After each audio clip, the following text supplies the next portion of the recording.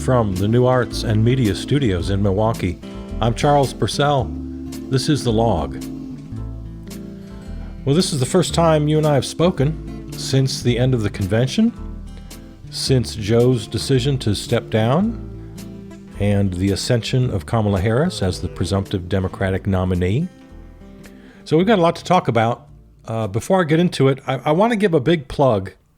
I was working on a story for the convention coverage on arts and culture in Milwaukee, and one of the places I visited was Quasimodo Physical Theater and their production of Red, White, and Coup. And the story was never able to make it to air on our coverage because, you know, it was kind of soft news compared to the breaking hard news, and it got bumped. We never made it. So I felt bad about that. I do want to give a nice big plug. Brian Rott, the artistic director over there, and he put together this great show, Red, White, and Coup. I got to see a rehearsal for it.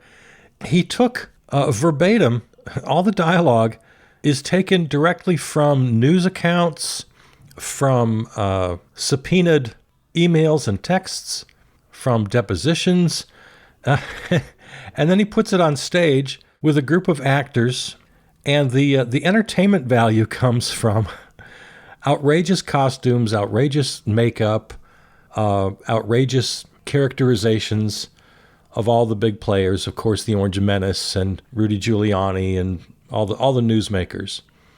And it tells the story of January 6th and its aftermath, and of course everything leading up to it, the fake electors, and it's quite informative if you want a primer or a primer on the whole story.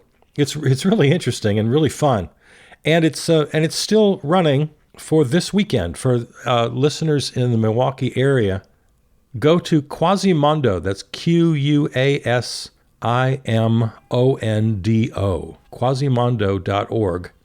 And it runs Thursday, Friday, and Saturday of this week. So there you go. I wanted to give them a big plug because they deserve it. All right, let's get to what's happening.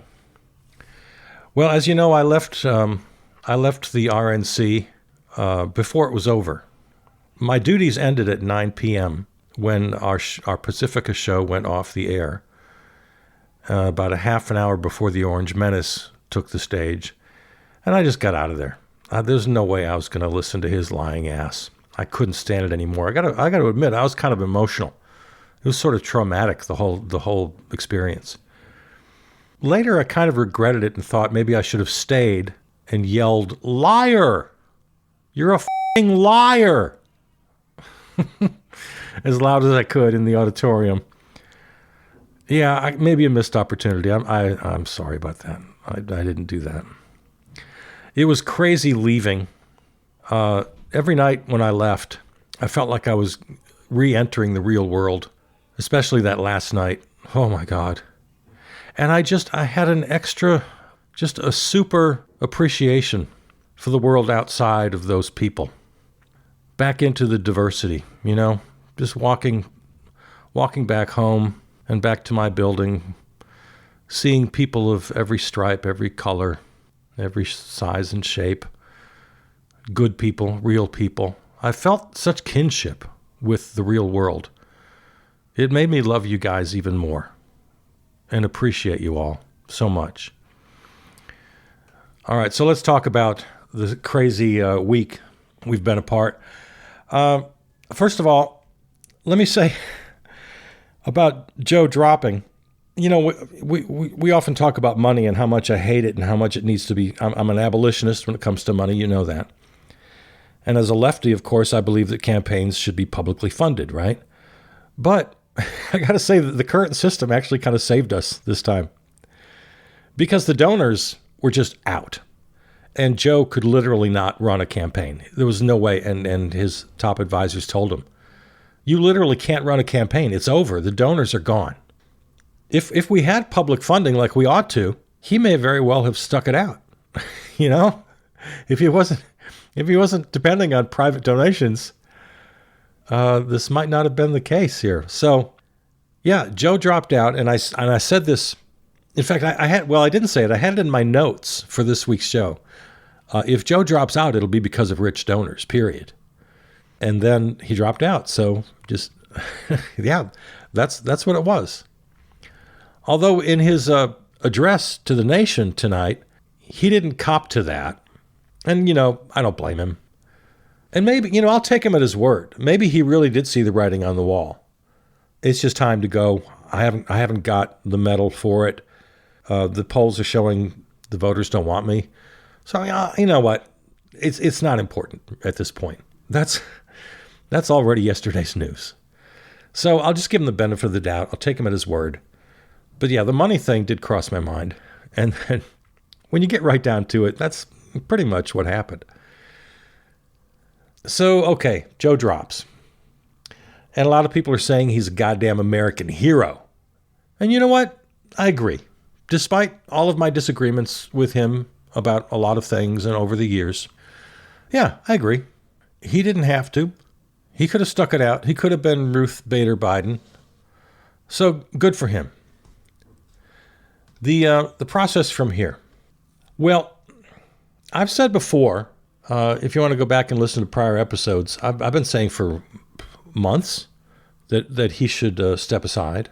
And I said in those comments that he should not endorse Kamala Harris, that there should be an open mini primary, as they've been calling it, an open convention, let everybody make speeches, let several people, throw their hat in the ring. We'll have a couple of debates with 4 or 5 people on stage. We'll narrow it down. We'll have it.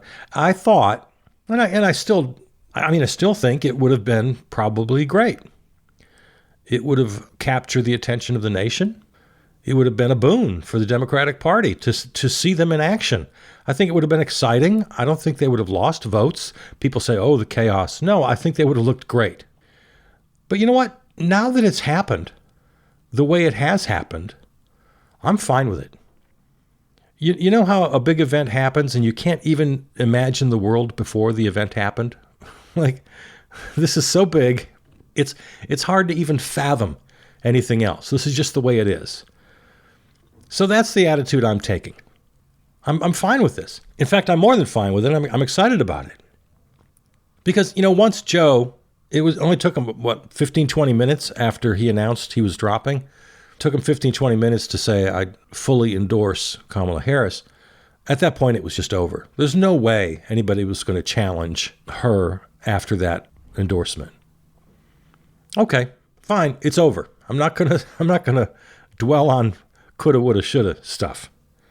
And Harris handled it well. Her first statement when she said she was going to earn the nomination and win the nomination. That was good. That was smart. And then, so this all happens Sunday afternoon. By Monday night, she's got every endorsement from every possible rival, from governors, from senators, from representatives, just everybody. By the close of business on Monday, she had $100 million in the bank.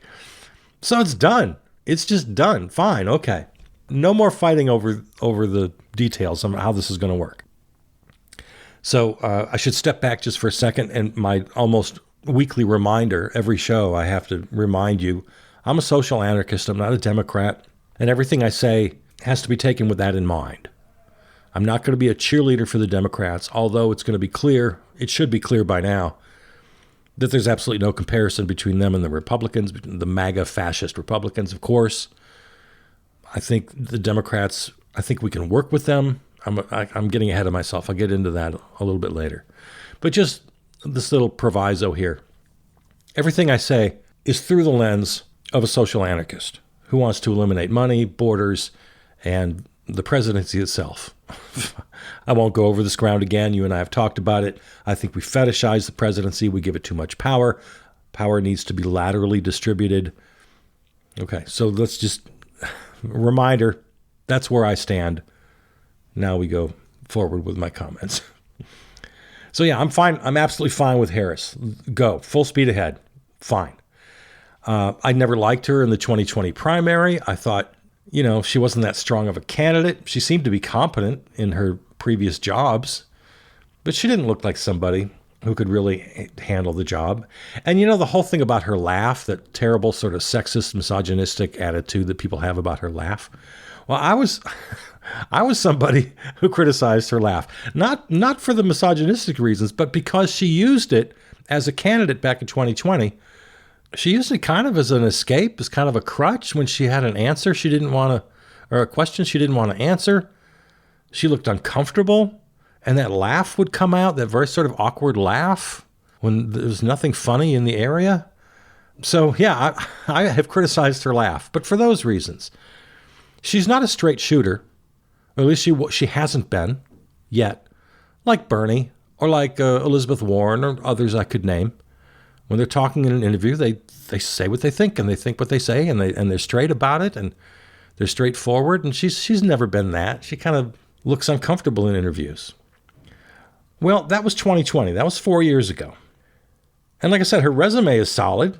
Attorney General of California, prosecutor, senator. She was really good in the hearings. She kind of made a name for herself, grilling witnesses in Senate hearings.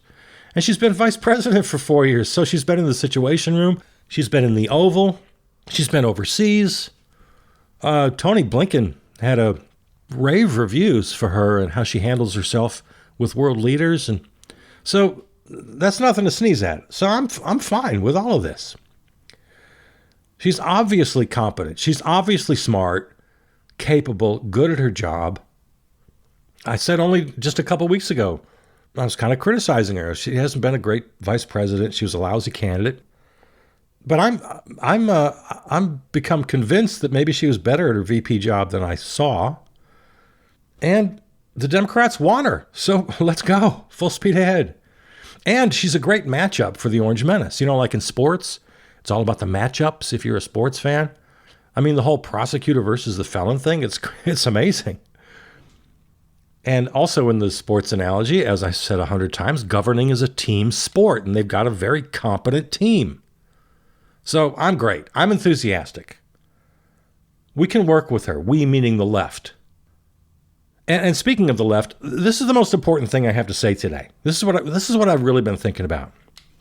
Okay, speaking from the left, Joe never should have been president in the first place, right? The Democratic establishment handed it to him. Bernie should be completing his very successful, transformational second term as president right now. Remember, we talked last week or the week before, I forget when, we talked about the sewer socialists of Milwaukee. Just success after success in healthcare and infrastructure, in just getting it done, working for the people, minimum wage, healthcare. That's Bernie. Bernie's a good old sewer socialist. And the voters wanted him in 2016. They wanted him in 2020, but the Democratic establishment just wasn't having it. But that didn't stop Bernie, as well as AOC and the Squad and the Progressive Caucus generally. They influenced Joe Biden and gave him their support in return for the influence they had. They were being practical, pragmatic, like the sewer socialists of Milwaukee and Wisconsin. They were pragmatic. They got it done. So in this case right now, as we speak, no official endorsement from Bernie yet for Kamala Harris, just like with Joe in 2020. He wants something in return, just like he did with Joe, and Biden's policies reflected that. Bernie Sanders has got to be the most influential American non-president politician since Benjamin Franklin. Bernie is all over the accomplishments of the last 4 years and still fighting for what needs to be done. The progressives have been pragmatic. Ro Khanna, the aforementioned AOC, the Squad, Pramila Jayapal, chair of the Progressive Caucus, full endorsement for Kamala immediately. So if you're optimistic today, which I am, if you feel like there's hope for the future, that we can actually make some progress, the progressives, the left, made today possible. Now, of course, there's still great shortcomings, right, of the Democrats. This great economy they keep talking about is great for maybe a third of the nation, I'll be generous to say half. But when 60% of Americans are working paycheck to paycheck, and a great number of Americans are really struggling, by the way, it's free. Just go to the PBS website or the PBS app and watch the latest Frontline documentary. It's called Two American Families. It follows two families from 1991 to 2024, over 30 years. And it shows the struggles of these very fine, hardworking people who can just never, ever get ahead. And they're always just one step ahead of the debt collectors, and they're getting foreclosed on. And all the while, Presidents Clinton, Obama, and Biden promising that prosperity was right around the corner and promising good jobs and higher pay. Well, we're still there. We are still exactly right there, where a great portion of the country is just getting screwed. And we can't ignore that. And the left, the real left, has answers. They have policies for what we need right now. And their record of influencing Joe over the last 4 years made everything he accomplished, and he did accomplish many things, they made it possible. And yeah, we can feel optimistic about the future. Harris gets 4 years, maybe 8 years. We continue with progressive wins, continue to push from the left. We get election reform, voting rights, Supreme Court reform, tax policy, the child tax credit. Maybe that's enough to launch another Dem into the White House for another term or two. All the while, and this is my best case scenario, okay? This is my best case scenario for the future. The Democrats over the next several administrations evolve into a European-style social democracy, right? Bernie government, universal health care, free education, paid family leave. And MAGA over these years just withers and dies. This is the optimistic future, and now I can see it. And the Republicans, if the party still even exists, will be, by that time, just a moderate center-left by today's standards. We saw the great transition since Reagan. We can have a transition the other way. We can have a correction. Because the political center will have been pulled left, just like it was pulled right during Reagan, since Reagan. And the so-called new Democrats, represented by Clinton and Obama, you know what? They're not the ruling coalition anymore of the Democratic Party. So I'm optimistic. This can happen. The history of the United States has always been one of progress, right? And we're back on track starting today after a 45-year pause. And Joe Biden is making it possible by making this selfless, heroic, patriotic decision to pass the torch. Good for him.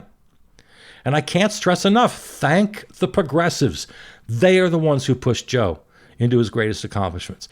And they were. Chips and science, drug prices, infrastructure, gun safety, student debt relief, COVID Rescue Act, Inflation Reduction Act, climate policy. None of it's enough. We got a long way to go, but these are great advances compared to where we would have been with the second Orange Menace administration. We'd be flailing right now. So Bernie and the progressives are responsible for Joe's success. Thank them. They could have been stubborn, like the Marjorie Taylor Greenes of the world and Matt Gaetz and all those yahoos. But no, they were pragmatic, like the sewer socialists, and they got things done. Even over the shenanigans pulled by Manchin and Sinema, right? If you remember the last 3.5 years, they tried to foul everything up, and they did water down some of the legislation, but the progressives hung in. None of it happens without the progressives. None of it. None of it. So Harris needs to campaign this way. The American people favor progressive government. Issue after issue, child tax credit, free college, Medicare for all, Supreme Court reform, voting rights, police reform, tax the rich. The American people agree with Bernie and the progressives on all of it. So embrace, as I've been saying forever, Democrats have to embrace the left. So this partnership needs to continue with Harris in the campaign to win the trifecta, House, Senate, White House, and then govern with those priorities, and let's get going back on the right track. I'm optimistic today, you guys. We're in the best position we've been in years. So, yeah, thank Bernie and the progressives. They get the credit. They get all my praises today. All right, before we go, I got to talk a little bit about the media. Media, you got to do your job. MAGA and the right have nothing going forward here that could be deemed as news. The only attention you need to give them is how dangerous they are, and fact check them if they stumble or lie or, But to actually cover them, we need a full blackout on MAGA unless they make actual news, which they won't. This commentary and bloviating from MAGA, that's not news. Don't cover it. Within the hour after Joe dropped, they were quoting the Orange Menace. Why? Don't. Like I said, the only actual news they can make is if they make terrible gaffes or lies. There's nothing they can do now that's news. And you got to truly represent the coming policy, i.e. Project 2025, which, by the way, here's another plug, The Readout, MSNBC, 7 p.m. Eastern, 6 p.m. Central. Joy Reid has announced that starting Monday, July 29th, every show for the entire week will be focused on breaking down Project 2025 and Agenda 47, which is the Orange Menace equivalent. Every show, all week. So 7 Eastern, 6 Central, MSNBC. Know that inside and out, and share the information with your friends and family. But yeah, the media is still treating the Republicans like they're a normal party. Just tonight on PBS, they had a segment. Jeff Bennett talked with a Democratic strategist and a Republican strategist, and treated them as though they were equal. As though this were 8 years ago or 12 years ago or 24 years ago. No, the Republicans are not normal. That would be like, well, tell me, Dr. Goebbels, how can the Fuhrer best get his message across to Germans? That's the equivalent. No. You got to treat the Republicans as what they are, an absolute menace, a danger to the nation. It should be more like you're interviewing a meteorologist and asking about the coming storm and the potential catastrophe. Invite the Democratic strategist on because he's a normal person in a normal party. But you don't bring these neo-Nazis on the air. Instead, you should treat it like you're talking to a public health expert, asking what citizens should do to prevent falling victim to a coming dread disease. You got to stop this ridiculous both-sidism and so-called objectivity. There's nothing to be objective about. These people are neo-Nazis. Stop it, media. And then, of course, the age-old problem, which has been around forever, they just talk about the horse race. Jonathan Capehart, the other day on his program, he furrows his brow and asks his guest, well, how can the Democrats get their message across to the American people? Well, you're the media. Cover the issues. Cover the issues. All you talk about is the race. The Democrats could get their message across to the American people if you covered the issues. Media. Imagine if the United States media spent the same energy and program hours they spend now on the race. If they spend that same energy and hours on the contrasting policy proposals of the two parties, on the two candidates' records as president and vice president, on their vision and concrete plans, actual plans for the future, like Joy Reid is going to do on her show with Project 2025. That's a good thing. Imagine how better off we'd be as voters, as citizens. Voters aren't stupid, most of them. They'll come to their own conclusion based on the information, just like the aforementioned Ben Franklin dreamed when he thought of a free press. All right, so that's where we are. Nothing to say much about MAGA. It's the same old story. They're going to intentionally continue to mispronounce her name. They have to say Kamala because it rhymes with Allah, I guess. There's got to be a Republican memo out there, right? Instructing everybody to pronounce it Kamala. It's going to be ugly. It already is with the DEI BS and the race and gender thing. It's going to be just horrible. Veep stakes, we don't need to get into that. That's fun to talk about, but that's just entertainment. There's a lot of good names. Shapiro from Pennsylvania, swing state. Gretchen Whitmer, but she's kind of really strongly counted herself out. Another swing state. Mark Kelly, another swing state. and he's kind of hawkish on the border. So there's lots of conversation. You know who I saw? I saw Tim Walz, governor of Minnesota. I guess I hadn't really seen him before. He's really well spoken, and plus he's got this really traditional kind of great look, kind of an older white guy for the moderate scaredy cat people. He'd be a very, very practical choice on those grounds. And this guy can talk. He's an excellent communicator. And that's really, president, vice president, that's almost number one on the job requirements. You got to be a great communicator. And he is. I was really impressed. So Tim Walz is kind of my dark horse. But again, that's all just for fun.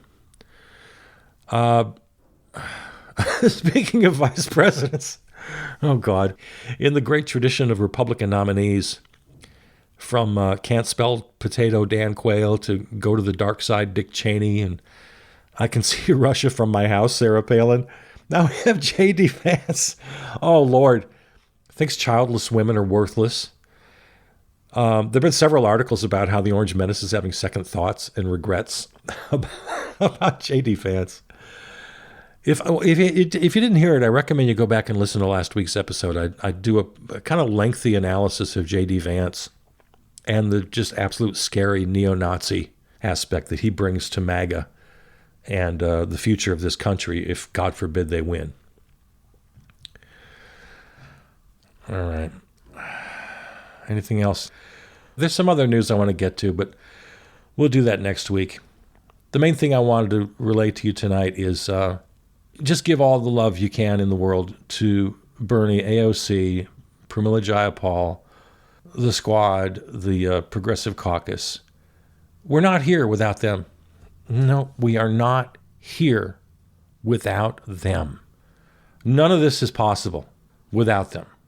And we are, right now, in the strongest position we've been in years, decades, to actually advancing this nation down the right road, because we didn't get it from the so-called New Democrats.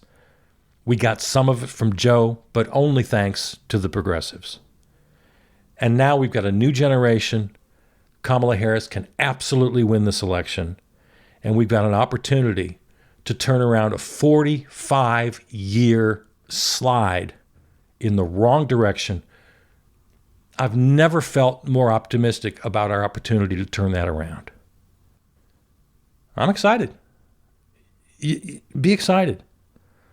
My fellow lefties, stop being so cynical and so, too smart for the room all the time.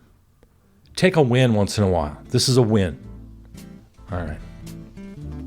Thanks to our flagship terrestrial station, River West Radio, riverwestradio.com. Go to charlespurcell.com. That's my website. You'll find this episode and all others and more. Contact me, charlespurcell@gmail.com. Follow on Facebook. Find us on your favorite platform, whatever that might be. And thanks to Peter Donalds, who wrote and performed the theme song. All right. Talk to you next week. I love you guys. Take care.